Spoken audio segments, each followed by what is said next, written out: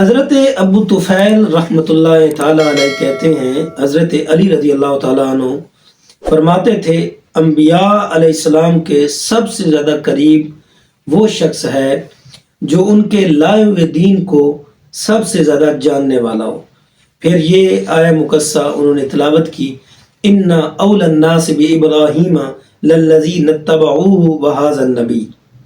بلا شبہ سب آدمیوں میں زیادہ خصوصیت رکھنے والے حضرت ابراہیم کے ساتھ البتہ وہ لوگ تھے جنہوں نے ان کا اتباع کیا تھا، اور یہ نبی صلی اللہ علیہ وآلہ وسلم ہے، یعنی حضرت محمد مصطفیٰ صلی اللہ علیہ وآلہ وسلم اور ان کا اتباع کرنے والے صحابہ رضوان اللہ علیہ مجمعین۔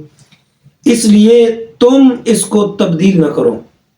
لہذا محمد صلی اللہ علیہ وآلہ وسلم کا دوست وہ ہے جو اللہ کی اطاعت کرے، اور محمد صلی اللہ علیہ وآلہ وسلم کا دشمن وہ ہے جو اللہ کی نافرمانی کرے، اگرچہ وہ حضور صلی اللہ علیہ وآلہ وسلم کا قریبی رشتہ دار ہی کیوں نہ ہو۔